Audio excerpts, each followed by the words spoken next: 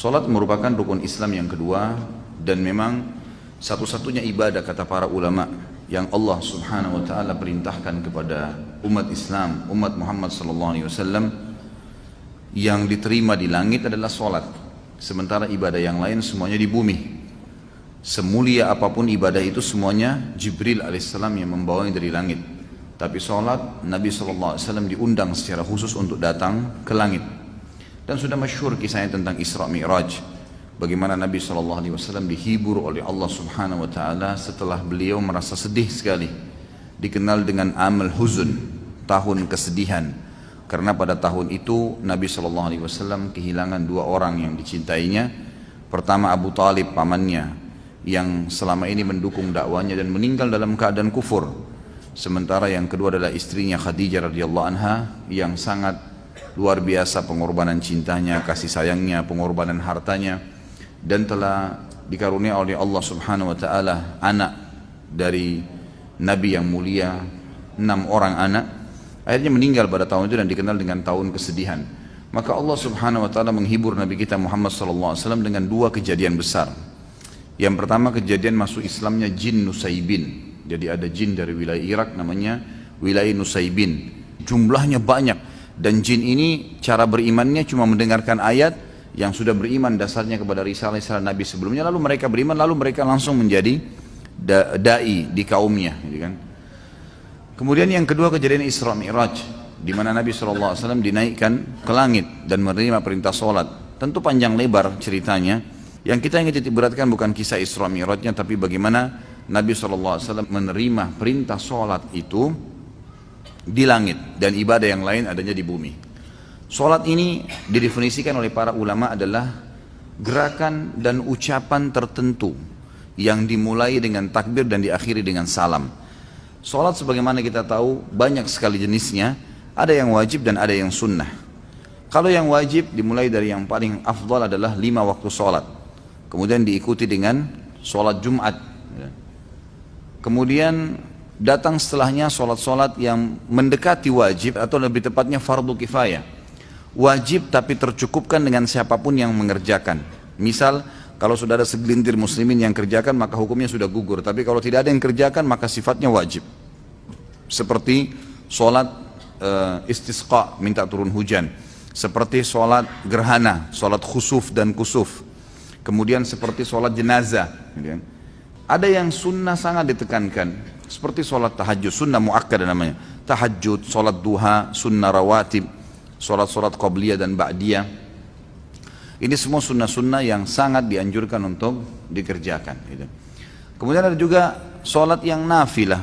Nafilah artinya tambahan. Seperti masuk dalamnya ada ulama yang merincikan seperti sholat taubat, sholat wudu. Ini sholat tambahan. Gitu kan. Itu kurang lebih definisi sholat dan macam-macamnya. Baik. Kita fokus kepada sholat yang ditekankan di sini yang membuat seseorang itu berbuat dosa besar kalau dia meninggalkan sholat yang wajib. Sholat yang wajib. Dan meninggalkan sholat ini teman-teman ada dua hukum. Ada yang sampai pada tingkat kufur. Ini orang yang ini bangkang, nggak ada perintah sholat. Dia bangkang. Maka ini sudah sampai pada tingkat kufur. Dia harus mengurangi syahadatnya. Kalau dia meninggalkan sholat, malas-malesan. Kapan dia mau dia sholat, kapan dia tidak mau enggak, kapan diawasin dia sholat, maka ini hukumnya dosa besar. Imam Adz-Dzahabi mengatakan meninggalkan sholat diangkat pertama dalil oleh beliau surah Maryam ayat 59 sampai ayat 60. A'udzu billahi minasyaitonir rajim fa khalafa min ba'dihim khalfun adha'us salata wattaba'us syahawat fasawfa yalqawna gayya illa man taba wa amana wa amila salihan fa ulaika yadkhulunal jannata wa la yudlamuna syai'a. Maka datanglah sesudah mereka, jadi ada orang-orang kalau tidak sholat, maka apa yang terjadi? Akan datang generasi juga yang tidak sholat. Keduanya buruk nih. Pengganti yang jelek akan lahir dari orang-orang yang tidak sholat tadi, karena penggantinya juga generasi mereka nanti akan menyia-nyiakan sholat. Dan akhirnya setiap orang yang menyia-nyiakan sholat akan menuruti hawa nafsunya. Maka mereka kelak akan menemui kesesatan dan kesusahan hidup. Kecuali orang yang sempat taubat, lalu beriman kepada Allah, lalu beramal saleh, maka mereka lah orang-orang yang nanti kalau meninggal akan masuk ke dalam surga dan mereka tidak dizalimi sedikit pun.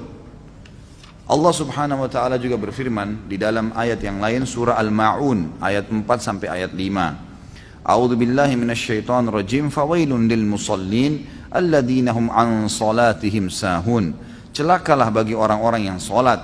Maksudnya adalah orang-orang yang lalai dari salatnya. Kata ulama tafsir adalah orang-orang yang sengaja menunda-nunda salat sampai keluar dari waktunya. Ini masuk dalam ancaman. Atau orang yang sengaja malas mengerjakan sholat kecuali kalau dilihat oleh orang atau diawasi, maka masuk dalam ancaman surah Al-Ma'un tadi. Juga orang-orang yang tidak sholat kalau meninggal tidak sempat taubat, walaupun itu dia hanya malas-malesan, dipastikan akan masuk ke dalam neraka terlebih dahulu. Dalam surah Al-Muddathir ayat 42 sampai ayat 43, Allah subhanahu wa ta'ala berfirman, di mana para malaikat penjaga neraka Sakar, ada neraka khusus untuk menyiksa orang-orang yang tidak sholat, namanya neraka Sakar. Dikatakan, ma salakakum fi Sakar, qalu lam naku minal musallin. Para malaikat nanti akan bertanya kepada orang-orang yang masuk ke dalam api neraka tadi, apa yang membuat kalian masuk ke dalam neraka Sakar ini?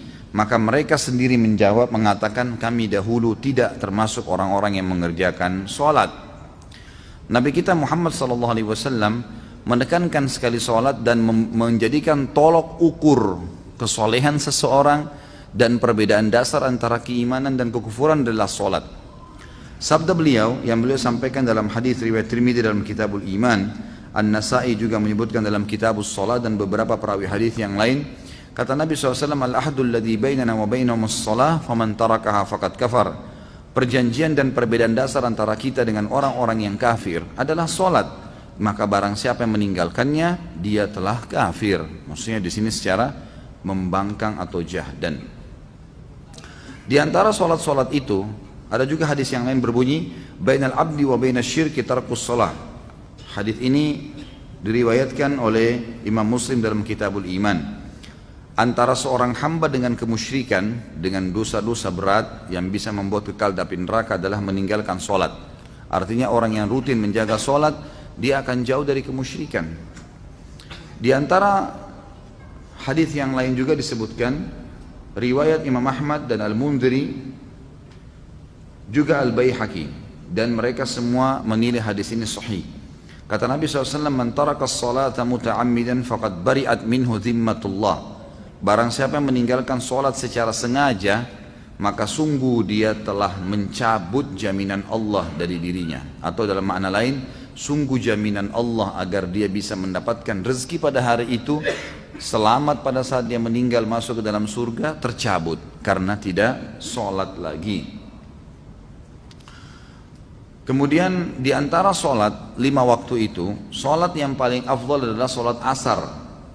Sebagaimana Allah subhanahu wa ta'ala menyebutkan dalam Al-Quran, a'udzu billahi minasyaitonir rajim, hafidhu 'alas salawati was salatil wusta wa qumu lillahi qanitin. Jagalah selalu salat-salat kalian, terutama yang diwajibkan, terutama ya, lagi ditekankan lagi salat yang pertengahan.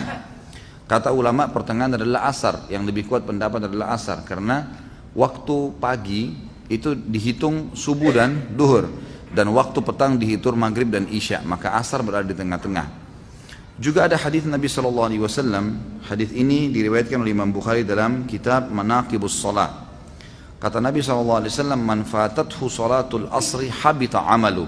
Barang siapa yang luput melaksanakan sholat asar, maka dalam bentuk pengingkarannya, memang dia tidak mau sama sekali mengerjakannya, maka amal ibadahnya yang lain akan dihapus atau gugur, akan menggugurkan semua ibadah dia yang lain. Kemudian saya ingin titik beratkan di sini kepada teman-teman, masalah sholat ada juga hal-hal yang ingin saya tambahkan yang harus diperhatikan.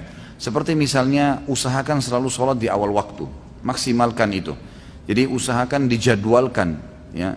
Lebih penting, bahkan dijadikan sebagai momen lebih penting daripada makan pada saat kita lapar, yaitu dengarkan azan sudah ada di masjid, terutama bagi laki-laki. Bagi perempuan sudah standby tentu di sejadahnya. Kalau di masjid-masjid, kalau musala kantor, kalau rumah dia di rumah, ya dia di rumahnya, gitu kan. Maka harus maksimal, usahakan azan, tidak ada aktivitas yang lain. Para sahabat Nabi Ridwanullahi alaihim kalau sudah mendengarkan azan, mereka berhenti dari segala aktivitas, tidak ada lain yang dikerjakan. Mereka langsung menuju ke sholat karena itu panggilan dari Allah. Hadis Bukhari berbunyi, Nabi SAW mengatakan, Pada saat ditanya amal apa yang paling Allah cintai, maka beliau mengatakan as-salatu ala waktiha, salat di awal waktunya. Kemudian hadis yang lain juga, dan saya sarankan teman-teman lakukan walaupun sekali seumur hidup nih. Kata Nabi SAW, siapa yang selama 40 hari tidak ketinggalan takbiratul ihram imam, maka dijamin baginya selamat dari sifat kemunafikan. Insya Allah tidak akan pernah dusta seumur hidup, tidak akan pernah memungkiri janji, dan tidak akan pernah juga dia mengkhianati amanah. Yang kedua teman-teman sekalian, usahakan dalam sholat menghadirkan kehusyuan, konsentrasi. Khusyuk ini wajib, namanya tumaknina, ketenangan dalam sholat. Dimulai dari tenangnya seseorang mengucapkan bacaan, gerakan, melakukan gerakan, jadi Allahu Akbar dengan tenang.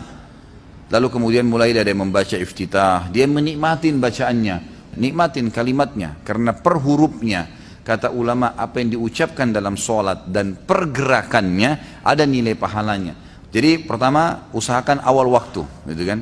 Dan dari 5 waktu sholat ini usahakan 5 waktu sholat semuanya tidak kehilangan, terutama subuh. Subuh itu terutama.